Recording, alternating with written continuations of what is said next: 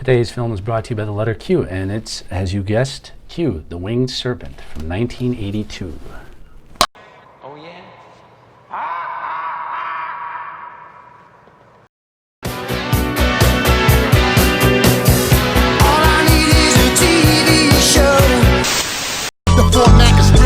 So this is the Shout release from 2013, and it seems like it's still in print and you can get it for around $10 or so. As with most Shout Scream Factory releases, this features an inner print slip, no insert or anything, but as you can see, you got the foreign artwork located in there. And the visual and the audio aspects of the film are quite grainy, but that's to be expected of a film of this gritty and low budget caliber. There's also a commentary track with director Larry Cohen, and it's a good listen. And there's also a theatrical trailer that is of low quality, and also a teaser trailer. Q, better known as Quetzalcoatl, stands for the Aztecan feathered god, an enormous bird whose hunting ground is in New York City. The movie begins with a window washer whose head mysteriously disappears. The two detectives on the case, played by David Carradine and Richard Roundtree, the former of whom is in perhaps his most hammy role of any movie he's ever been in, is baffled by their findings. Looking for the head. The only place I haven't looked is up in the parapets. Won't be much left of it. You ever drop a cantaloupe from 40 stories?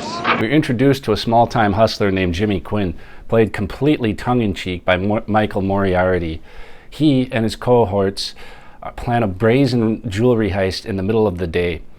They go in, and when Jimmy comes out alone, he panics and goes running into the street, losing the suitcase of diamonds.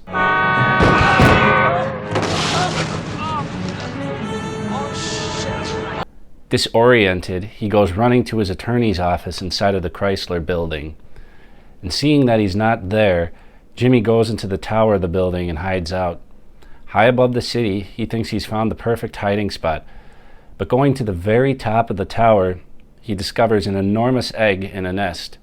And there are several mangled cadavers surrounding the nest, and Jimmy knows that something is not quite right. Meanwhile, there are bizarre attacks going on all over the city, with a giant creature coming down from the sky and snatching people up.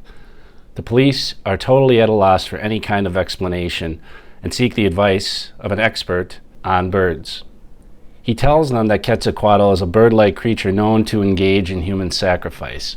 Doing research and discovering more corpses, the cops begin to brush up on their knowledge of birds. At this point, Jimmy's gang catches up with him and demand that he give back the diamonds that he's hiding. Fearing the wrath of the gang, Jimmy leads them right up to the tower where the two are eaten. Keep going. Search up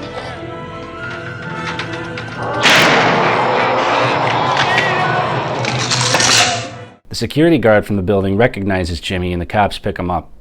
While in custody, Jimmy begins to realize that he has great leverage in concealing the location of the bird, and devises a plan to extort the city for $1 million and to be absolved of any of its past crimes. Save it, Sergeant Paul. We're here to hear what Mr. Quinn has to say for himself. What's wrong with me? Huh? Very well, Mr. Quinn. A man died yesterday.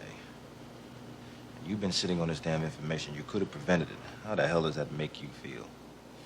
Like a hero, 'cause I'm preventing tomorrow's death and the day after that and the day after that. So kiss my ass. In public, on the Johnny Carson show. Oh, piss ass! Oh!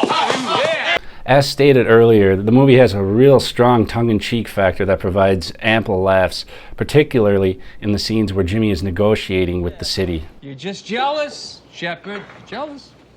What can I say? You know, the only way you guys get your picture in the paper is when you get shot. Okay. All right, let me get this straight. Now, we call up Ringling Brothers and we say, lend us a circus tent. Of course, it's not going to be in very good shape when we send it back. Yeah, well, then they can sue the city. Yeah, why not? Everybody else is doing it. After coming to an agreement, the police are sent into the tower to take the bird out. Everybody just stay where you are, okay? Just hold back down there. Fry up about 500 pounds of bacon. We're gonna have us some breakfast.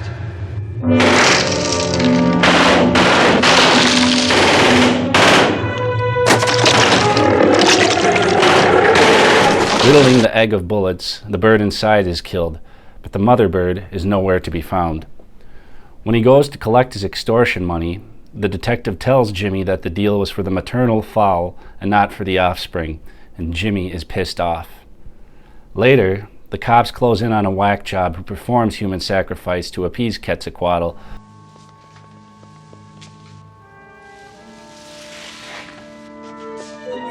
I am the plumed serpent.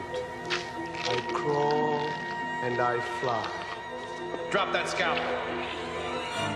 Leave him alone. Let us finish in peace. Get off! Just come with me. Just come with me.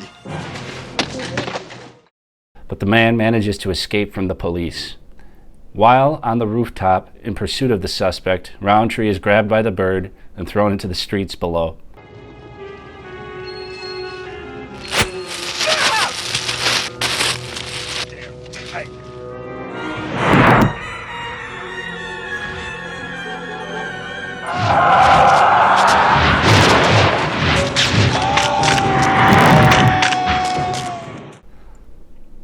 The climax of the movie takes place in the tower again.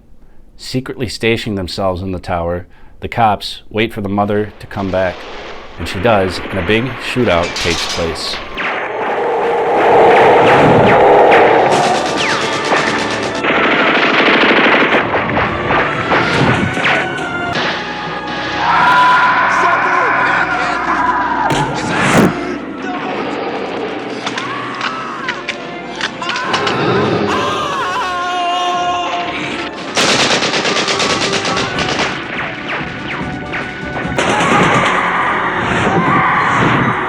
After a long fiasco, the bird is mortally wounded and falls from the sky. The man performing the sacrifices finds Jimmy, but before he can kill him, Carradine shows up and kills the maniac. Everything seems to be normal again, but as the camera swoops into an open roof for the last time, it is revealed that there is still one egg left.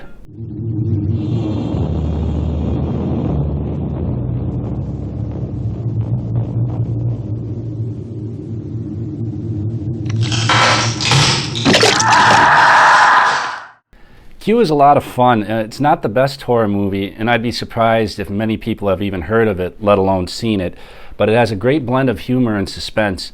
And I found the aerial camera work to be rather impressive and very claustrophobic and tight. It's pretty cool seeing all the sights going in between the buildings of New York and looking down at the people down below. And all the performances of the film are very amusing too.